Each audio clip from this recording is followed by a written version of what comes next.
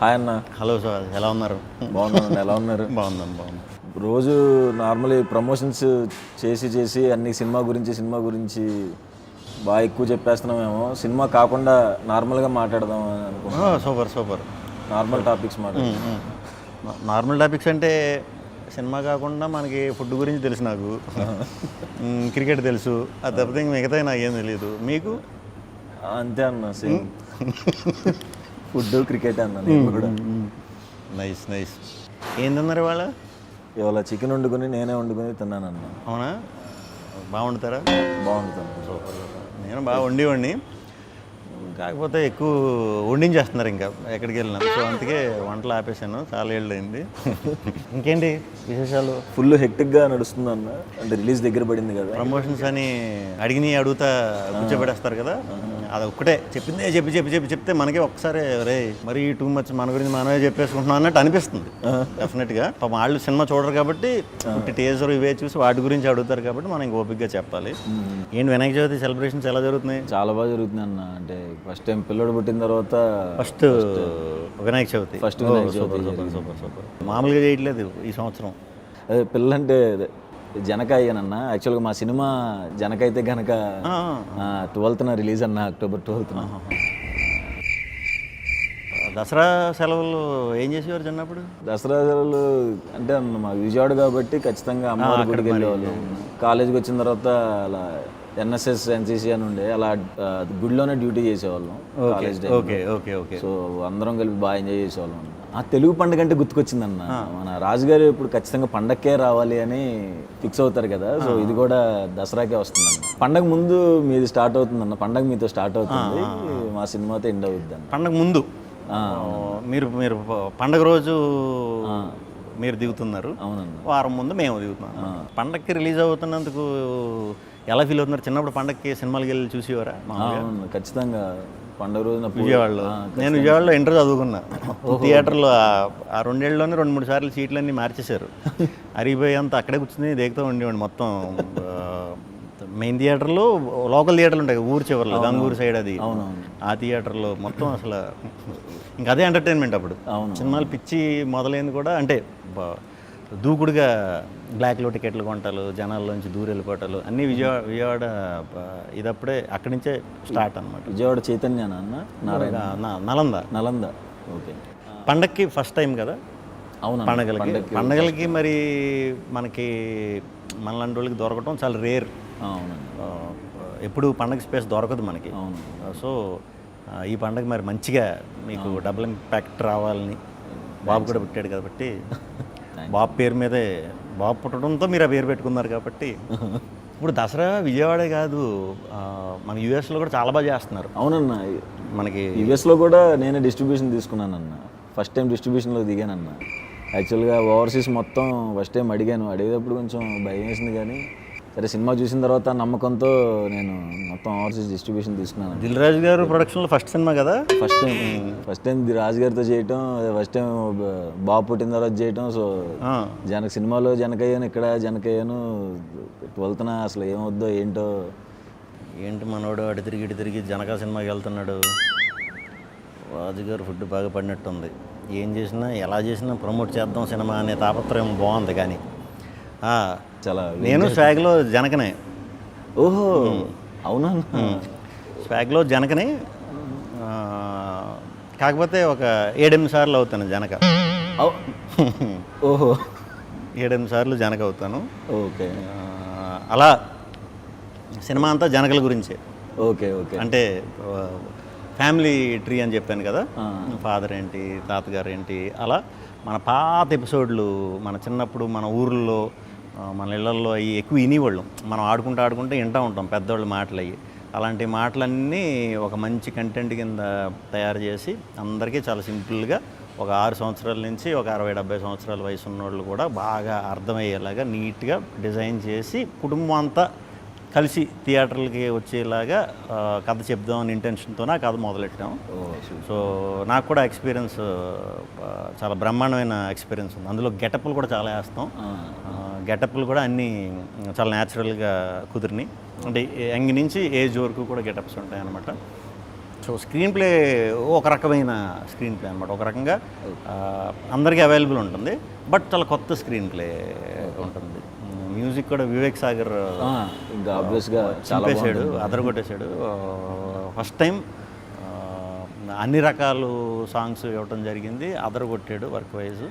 Camera వచ్చి వేదరామన్ అని, అసలు మీకు 60s అంటే 60s, 1500 అంటే 1500, ప్రజెంట్ అంటే ప్రజెంట్, 90s అంటే 90s, చాలా బాగా తీశాడు. సో ఇన్ని యాంగిల్స్ ఉన్నాయన్నమాట స్వాగ్లో. స్వాగ్ వంశానికి సుస్వాగతం. ఇప్పుడు అన్ని గెటప్స్ ఫస్ట్ టైం కదా, నా ఎక్స్పీరియన్స్ ఎలా అనిపించింది అన్న మీకు? అది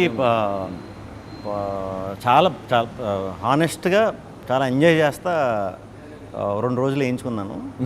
3వ రోజు నుంచి అంటే లిటరల్గా ఇంక ఏడిస్తే బాగోదు, కానీ గ్లిజరిన్ పెడితేనే కంట్లో నీళ్ళు వచ్చేవి కాదు. అంటే లెన్స్ ఒకటి ఉండేది, ఏంట్రా ఇది ఉంటే ఇప్పుడు నాకు ఏది ఎన్ని రోజులు మొత్తం అంటే 55 days 56 days గెటప్లు వేయాలి. ఆ 2వ రోజు నుంచి 53 రోజులు ఎప్పుడవుతాయిరా, ఒక స్ట్రెచ్లో అయిపోయినా బాగుండు ఏదో ఒకటి, అంటే అన్బేరబుల్.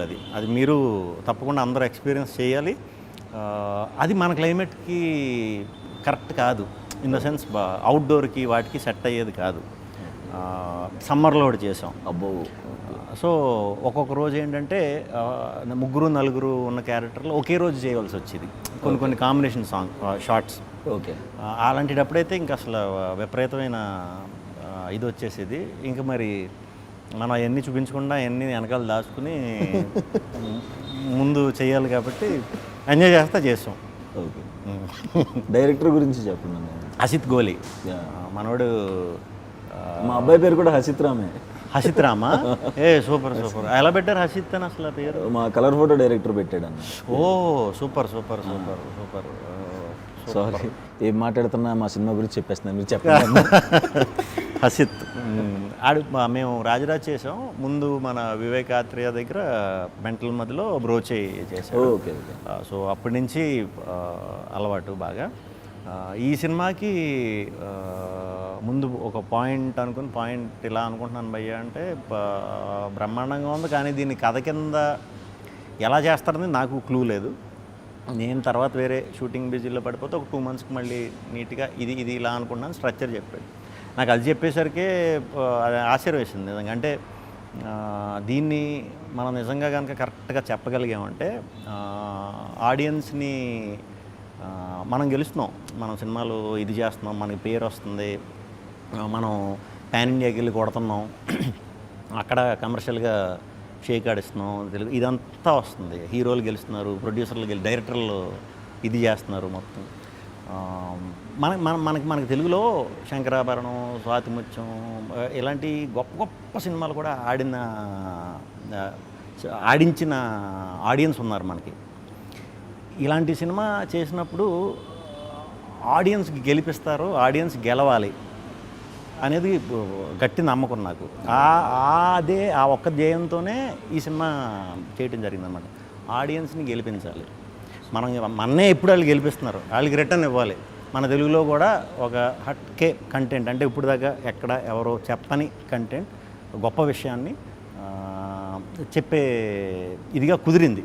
బాగా మంచిగా సెటప్ చేసుకుని, అంటే సినిమాకి ఎలా మనం ఇది చేయాలో, మనకి హౌ టు లివ్ అనేది కూడా మనకు పురాణం వెనకాలకి మనం వెళ్ళి సనాతన ధర్మం వీటిల్లో తెలుసుకున్నామంటే అవి ఓన్లీ హౌ టు లివ్ అనేదే రాసి ఉన్నది దాంట్లో.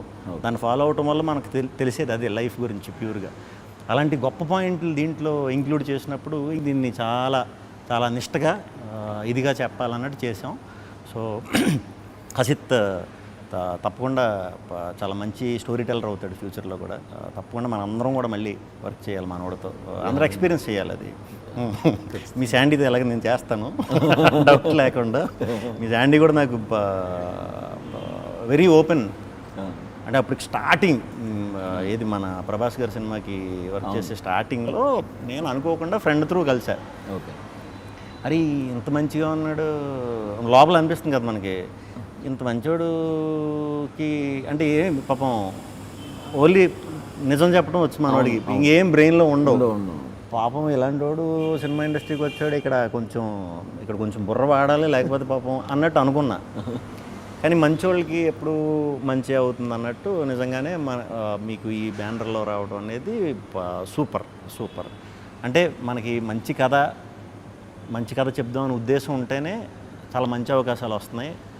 ఇంతకుముందు అలా ఉండేది కాదు. మీకు ఎక్స్పీరియన్సే. ఒక డైరెక్టర్ అవ్వాలంటే ఎన్ని చేయాలో ఏం చేయాలో అంటే వేరే నేను అంటే ఉంటాయి, చిన్న స్క్రీన్ ప్లేస్ ఉంటాయి.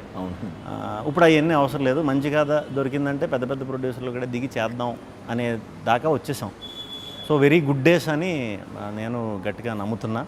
సినిమా టైటిల్ అదే సినిమా చేయకముందు మీకు జనక అయితే గనక అంటే ఇది అని తెలుసా? తెలుసన్న. ఏ ఊరు?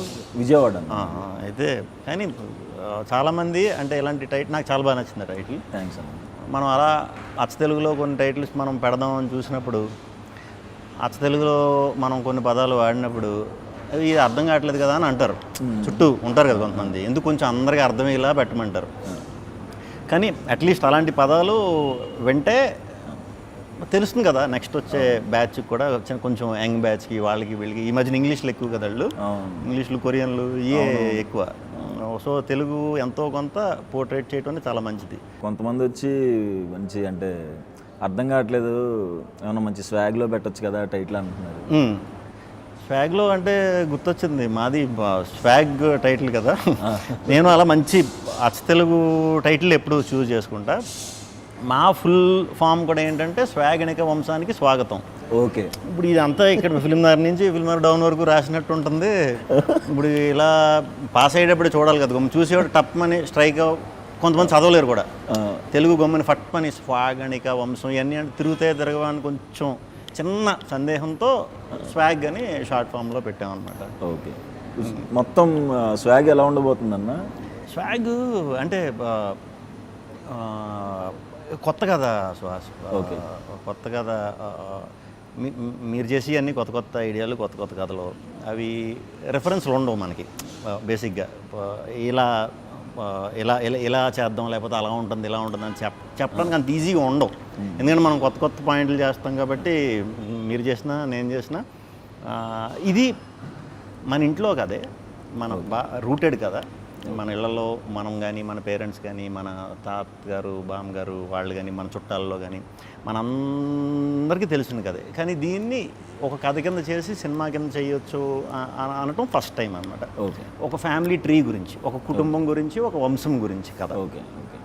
అంటే మనకి పూర్వం కొన్ని సంవత్సరాల క్రితం ఆడవాళ్ళు రూల్ చేసేవారు. రూల్ ఇన్ ద సెన్స్ యజమానుల ఇంటికి వాళ్ళే. దాన్ని మాతృస్వామ్యం అంటారు. ఓకే. అది ఇప్పటికీ కేరళలో, నేపాల్లో రన్ అవుతుంది, కంటిన్యూ చేశారు వాళ్ళు. మనం ఏంటంటే ఫ్లిప్ చేసేసాం. అది ఎలా ఫ్లిప్ అయింది, మగాడికి ఎలా అధికారం వచ్చింది, మగాడికి అప్పర్ హ్యాండ్ ఎలా వచ్చింది, అలా తీసుకొచ్చిన వంశమే స్వాగనిక వంశం. సో కథ అక్కడ మొదలవుతుంది అనమాట. కథ అక్కడ మొదలయ్యి పోనీ ఆడపెత్తనం ఉన్నప్పుడు, మగ పెత్తనం ఉన్నప్పుడు బుద్ధులు ఎలా ఉన్నాయి, మగ బుద్ధి, ఆడబుద్ధి. ఇన్ని జనరేషన్లు అవుతున్నా కూడా ఆ కోర్ ఐడియా బుద్ధి మాత్రం మనకు అలాగే ఉంది. ఫర్ ఎగ్జాంపుల్ ఇప్పుడు మీరు జనక అయితే గనక సినిమాలో అంటే ఫాదర్ అవుతారనే కదా. సో మ్యాక్సిమం చాలా ఇళ్లల్లో మనకి బాబు కోసం మనం చూడకపోయినా మన జనరేషన్ బ్యాచ్, మన పేరెంట్స్ ఆడపిల్లలు పుట్టినప్పుడు అరే ఇంకో బాబు వరకు చూడొచ్చు కదా అని అంటారు చాలా. అది వెరీ కామన్ ఈ ప్రస్తుతం. మన పేరెంట్స్ జనరేషన్లో కంపల్సరీ మగపిల్లడు ఉండాలి ఇంటికి. అంతకుముందు జనరేషన్లో మగపిల్లడు పుట్టే వరకు అలా దింపుతూనే ఉండేవారు ఆడపిల్లల్ని. అది సైకాలజీ అలా ఉందన్నమాట. సో ఆ జనరేషన్కి, మధ్యలో జనరేషన్కి, ఈ జనరేషన్కి ఉన్న మా తేడా, ఎంత డెవలప్ అయ్యాం, ఏమేమి వాటిలో డెవలప్ అయ్యాం, అక్కడి నుంచి ఇక్కడ దాకా వచ్చాం, అన్నిటిలో డెవలప్ అయ్యాం, దాంట్లో అయ్యామా లేదా ఆ ఈక్వాలిటీలో అనే దాని మీద కోర్ పాయింట్ ఇది. దీన్ని ఎంటర్టైనింగ్గా క్యారెక్టర్లో అంటే ఒకే వంశం కాబట్టి నేను కొన్ని జనరేషన్స్ నుంచి ఒకే పోలికలతో పుడతా ఉంటాను అనమాట. ముగ్గురు కింద, నలుగురు కింద పుడతా. సో దానివల్ల ట్రిపుల్ యాక్షన్ ఇలా చేయవలసి వచ్చింది అనమాట. ఒకే వంశం కథకి సంబంధించింది కాబట్టి అన్ని రకాల ఎమోషన్స్ ఉంటాయండి. అన్ని రకాల ఎమోషన్స్ ఉంటాయి. కొంచెం ఇంత పెద్ద కదా, అలా పెద్ద కథ చెప్పినప్పుడు మనకు అన్నీ దొరకడం కష్టం, బ్యాలెన్స్ చేయడం చాలా కష్టం. బట్ లక్కీగా ఎంటర్టైన్మెంట్, ట్విస్టులకి ట్విస్టులు, మంచి డ్రామా, మంచి హ్యూమన్ డ్రామా, ఎమోషన్ అయితే ఎంత నవ్వుకుంటారో కంటతడి పెట్టకుండా థియేటర్ నుంచి 100% బయటికి రారు. సూపర్ ఎక్కువ గెటప్ వేసింది కూడా ఈ సినిమాలో. ఈ సినిమా నాకు అసలు గెటప్ అసలు మనకి మేకప్ వేసి రాక గెటప్లో కొంచెం అవసరమా అన్నట్టు ముందు అనుకున్నాం. అంటే ఎలా చేస్తే బాగుంటుంది కాకపోతే ఒక్కొక్కటి కథ డెవలప్ అవుతూ ఒక్కొక్క క్యారెక్టర్ ఇలా ఉండాలి ఇలా అన్నప్పుడు ఇది చాలా బ్రహ్మాండంగా ఉంది. గెటప్ బాగా కుదిరితే మనం దాన్ని ప్రాపర్గా ఇలా వెళ్దాం, లేకపోతే ఆల్టర్నేట్ ఏంటనేది చూసుకున్నాం. ముందు లుక్ టెస్ట్లు అన్నట్లు కూడా చాలా బాగా కుదిరినాయి గెటప్. సో అందరూ కూడా వెరీ హ్యాపీ. జనక విశేషాలు చెప్పండి, ఎలా ఫీల్ అవుతున్నారు?